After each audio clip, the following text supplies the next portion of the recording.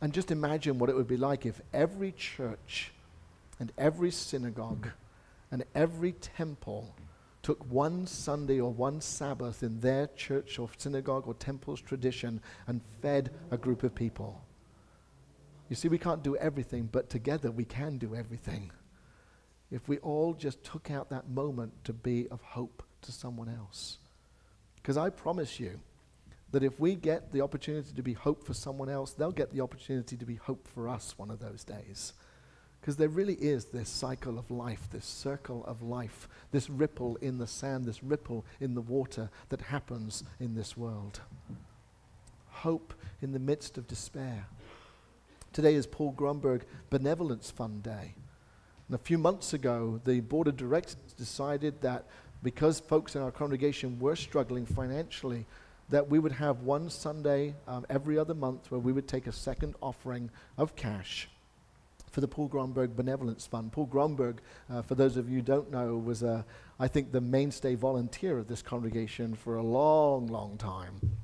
Raised money. He was actually, I don't think it's unfair to say that for a large portion of his life, he was homeless himself, and came under the shelter of this congregation, and several years in a row would raise money for the AIDS life cycle and would cycle from San Francisco to Los Angeles.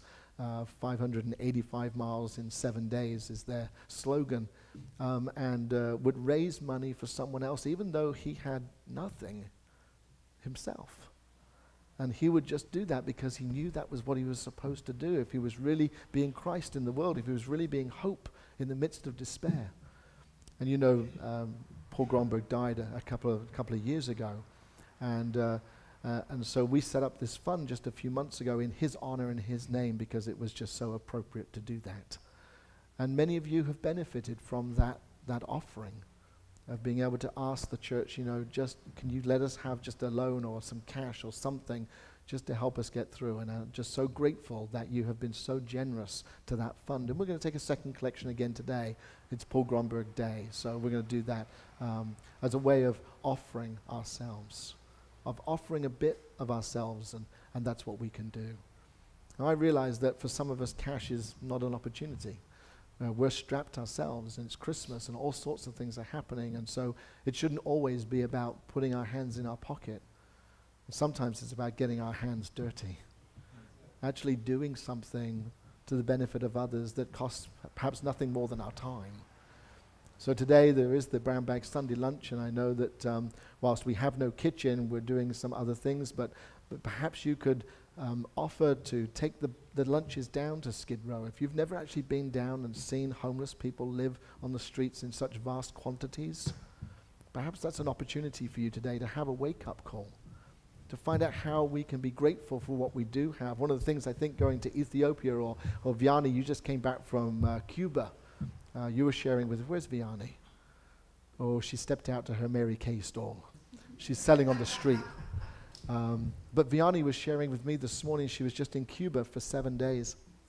And she told me this morning that it was an incredibly humbling experience. She was, hadn't realized, what that country was facing right now. And she said she was staying with a family of 7, I think she said, and there was one toothbrush between them all. Suddenly you get a perspective on your own life when you hear stories like that. That's not to diminish anyone's crisis, but sometimes it's just good to hear. And she was able to bring a little bit of hope in her time there in Cuba. We get to bring hope, sisters and brothers, every time we wake up and we take on an attitude of gratitude. Every time we wake up and we take on an attitude of being Christ in the world. Every time we wake up and we get this moment in our own lives and realize that it's not all about us. Even though, we would like it always to be about us.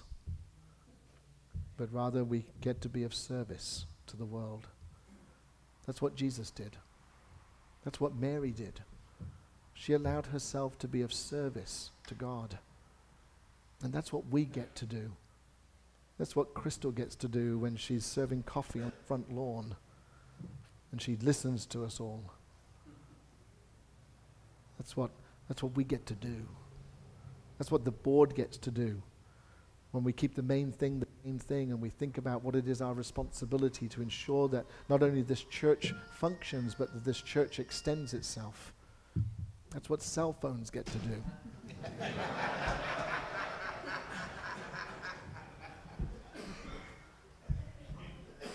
Hope in the midst of despair. Friends, I want to invite us this Christmas to allow hope to be born in us today. Hope in the midst of whatever's going on. But to keep hope, because the babe of Christ was born 2,000 years ago. And the babe of Christ can be born in us today. So that we get to be the carriers of that light. The carriers of hope. Both for ourselves, but for those who are around us. May this be yet another Christmas gift in this Advent question. Hope in the midst of despair. God bless you this morning. And would you pray with me? Holy and beloved God, we thank you that you continue to bring hope into the world. You are hope for the chosen ones. And even though it didn't come in the image or perhaps in the package that they wanted, ultimately the plan came through.